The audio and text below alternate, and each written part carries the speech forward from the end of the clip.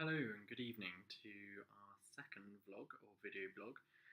This evening I thought what I would talk about actually is just something which is just quite close to heart at the moment, and that is actually of travelling, because at the moment I'm at Heathrow Airport and I am between different countries at the moment travelling, and I thought it was actually quite pertinent because whilst I'm feeling quite tired and quite jaded, I thought it would be interesting to maybe just touch on some of the things that we seem to see in horses that travel, and that can be, just for a local show or just to take them to the vets, or even, some of those horses that we travel internationally, or even fly.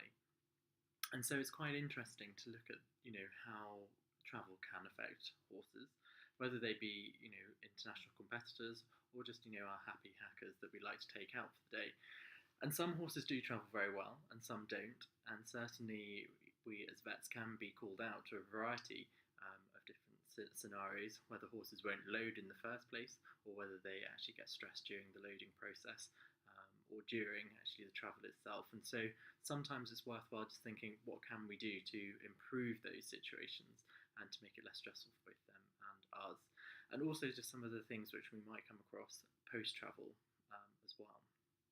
So quite often, some of the top things that we need to think about when we're travelling our horses is that, yes, horses do need to be travelled safely and securely, but also it's a legal requirement now for all horses to be travelled with their passports. So really, even to the smallest of either shows or to transport horses anywhere, they should always really be accompanied with their passports, so that if you are stopped for whatever reason, that horse can be identified, and ownership can be applied to that horse should it be required.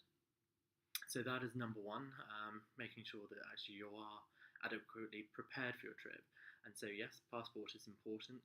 If you're going on a long journey, then it's also a good idea to see if there are vets and you have contact details of vets along your route, just in case the worst should happen and you should require those details. Nothing is worse than being stressed at the time and not being able to get those details or get through to somebody that you might require some advice from. And so certainly, yes, have those details to hand should you need them. Now, getting horses on in the first place can be quite tricky, and certainly training horses to be going onto different forms of transport and happy to do so is really, really helpful. Now, certain different transporters and certainly certain owners and grooms will use chiffonies or bridles to get horses on and off, and sometimes that's the most secure and safe way for both us and them to get them on and off. And so certainly consider the ways which might be best for you to get your horses on and off the different forms of transport which you have. It's also a good idea to think about whether they need to be tied or not. Certain research has shown that actually if you keep your horse's head tied up and with a hay net, occasionally you are at risk of inhaling those little spores and little things which come with the hay, because obviously the horse is unable to drop their head and actually open up their airways and see if there is an increased chance of inhaling something which they shouldn't have and developing things like pneumonia or coughs or upper respiratory tract infections. So ideally, horses shouldn't really be tied for long periods of time with the head up. They should have the opportunity to put the head down. So as a rule of thumb, if they're travelling for, say, 2.5 to 3 hours, then what we'd like to do is try and untie them so they have the opportunity to put their head down. This means that they can open up their airways, and the mucus which is in those airways can be free to drain. So that's a more obviously natural approach to having a horse standing there with the head elevated for a long period of time, which can obviously be quite uncomfortable for them as well. If we had to do the same, then I think we'd be quite uncomfortable too. So it's certainly something to bear in mind. And so that is another thing. Are these horses going to be travelling on their own? Are they travelling with a companion? Comfort is going to be key again, and that's what we have to decide. How can we make these animals more comfortable whilst we are transporting them? And certainly the degree of length of time will be really important as to how we manage that. Should horses be rugged or not? Often the rule of thumb would be to try and keep them cooler rather than too warm whilst they're in transport. And certainly in hot and humid conditions, we can see horses coming off, certainly in other warmer countries, almost sweating and very uncomfortable because of the sweat which is on them. So ideally, normally we travel them so that they are a little bit cooler. Although protected boots and bandaging for the limbs is often advised, especially in horses that aren't used to travelling and could potentially damage their limbs.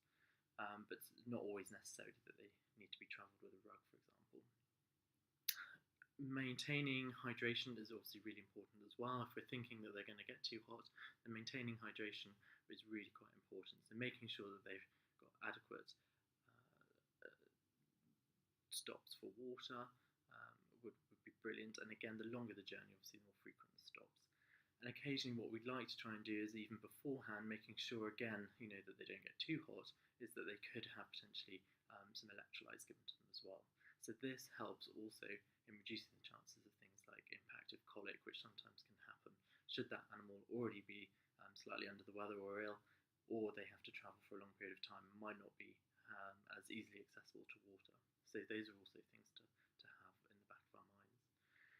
If we are going to travel for quite a long time, like I say, the risks of infection can be a little bit higher, and the stress induced with travelling can be such that actually the horses are more susceptible to picking up infection. So if horses aren't eating and drinking really within the 2 to 3 hours after being unloaded, then I think that ought to just make us think, is there something that we can be doing and checking out for? And certainly checking your horse's normal temperature would be a really good idea for that time then, and then maybe every day after that if we're suspecting there's a problem. And sometimes it's the same as us, we do take a little while after travel to recover, and it can be the same for those horses as well. So it's important maybe to balance that into our equation when we're thinking about what we want them to do. So if they're travelling for competition, maybe getting there a little bit earlier or as early as we can, so they have that chance to adjust, and also to recover from what is a potentially stressful event for them. Even the most seasoned travellers can sometimes feel a little bit stressed by the whole situation and being in a new environment where there are new bugs and new horses around. And so it's just like us, really, we need to prepare ourselves as best as possible for that. So that's just a quick overview of some of the top things that we would see.